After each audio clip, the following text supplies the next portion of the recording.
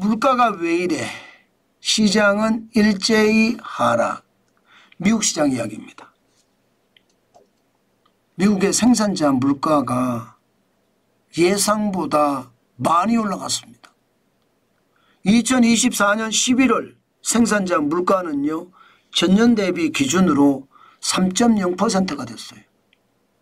10월에 2.4%였거든요. 이때보다 0.6%포인트가 올라갔습니다.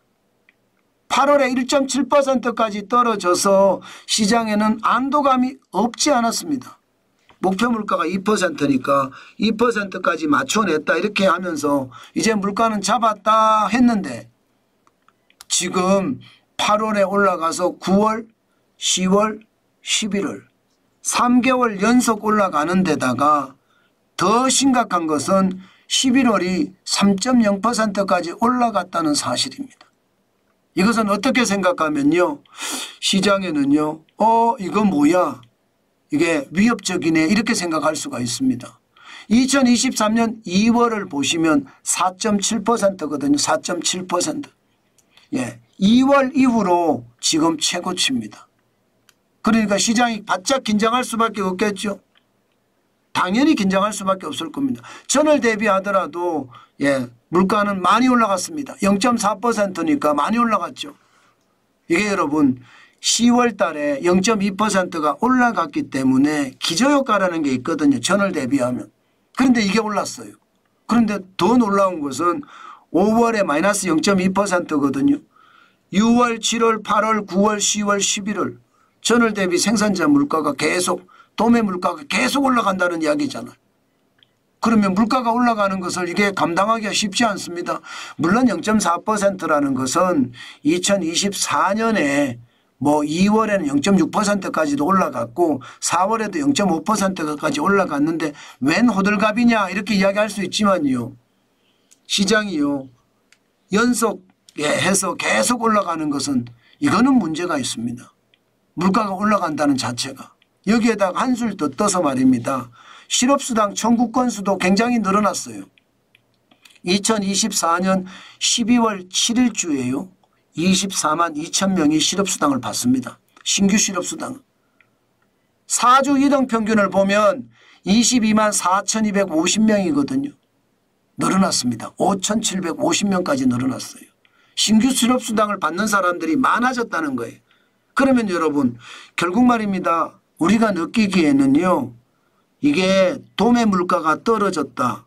소비를 덜 한다는 이야기로 저는 느낄 수가 있고요. 소비를 덜 하니까 공장에서 공장 가동을 그만큼 줄였다. 그래서 실업수당 타는 사람이 많아졌다. 이렇게 해석할 수 있거든요. 그렇게 해석이 되니까 시장은 와장창 무너진 거예요. 오늘 나스닥 종합지수는 0.66% 떨어졌습니다. 132.05가 빠졌고요. 2만이 깨졌어요. 19,902.84로 마감했습니다. 기술주 중심이거든요. 예, 마찬가지 대형주 중심의 S&P 500 지수도 0.54% 빠졌습니다. 32.94가 빠졌고요. 6,051.25가 예, 지금 기록을 했고요. 블루칩도 빠졌습니다. 예, 중대형주, 중소형주 중심의 블루칩 다우산업 지수도 0.53% 빠졌습니다.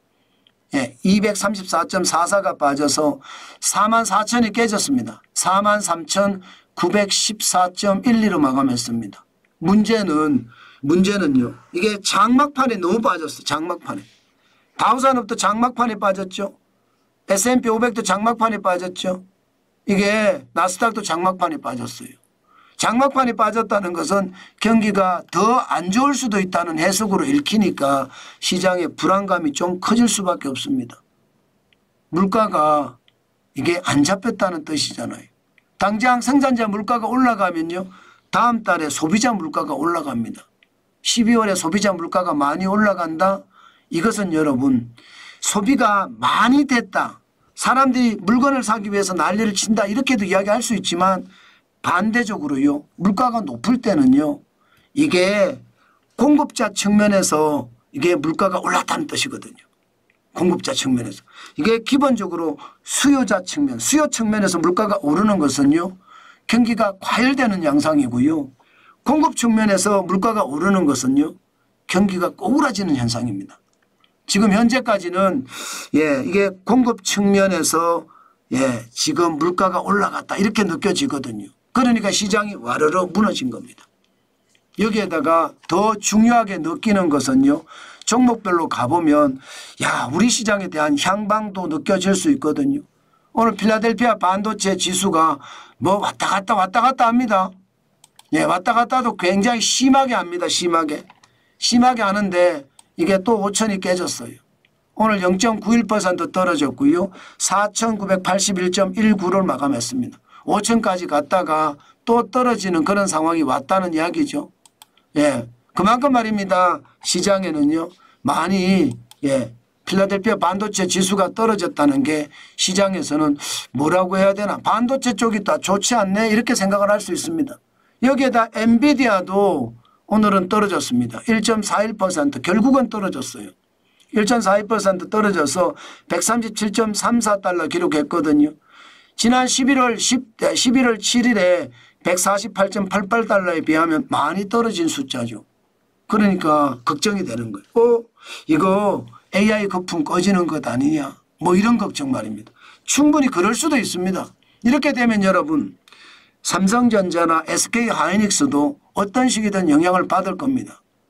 지금 어제는 삼성전자나 SK하이닉스 주가가 많이 올라갔지만 오늘은 상황이 그렇지 않을 수도 있습니다. 물론 말입니다.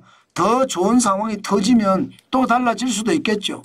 그러나 현재 위치에서 보면 그렇게 썩 좋지는 않겠다. 저는 그런 생각도 한다는 뜻입니다. 여기에 애플 같은 경우도요. 애플은요. 참 이게 하루하루가 다르긴 한데 애플은 보면 하루하루가 다르긴 한데 오늘은 또 0.6% 올라가서 247.96까지 올라갔거든요. 시장에서는요. 애플이 왜 저렇게 사상 최고치를 계속 가는지 모르겠다. 이렇게 이야기는 합니다. 그렇지만 올라가는 것은 시장이 이야기하는 거잖아요. 저는 여러분 IT가 그만큼 좋다는 이야기로 저는 해석을 해보거든요. 그런데 이거는 과열이 아닐까 그런 생각도 해봅니다. 때문에 여러분 시장을 볼 때 과열일 수도 있어 하는 생각도 반드시 우리가 머릿속에 넣고 준비를 해가야 되겠다 그런 생각도 해봅니다. 반면에 오늘 테슬라 좀 떨어졌습니다. 테슬라 1.57% 떨어졌습니다. 418.10으로 했는데 사상 최고가에서 좀 내려왔습니다. 그런데 분명한 것은요. 테슬라가 현재까지 분위기에서는 더 올라간다예요. 아직도 안 떨어진다예요. 그렇게 생각을 해보면 대한민국의 전기차 관련이나 혹은 2차 전지 관련주들은 어떻게 될까요? 아무래도 상황이 다르겠죠. 저는 그렇게 여러분 시장을 읽는 것이 좋겠다. 뭐 그 정도로 생각하고 있습니다. 오늘도 여러분 미국 시장이 출렁거렸기 때문에 우리 시장도 출렁거릴 가능성이 있다.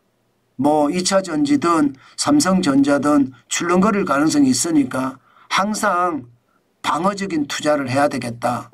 그 말씀 오늘도 강조해 봅니다.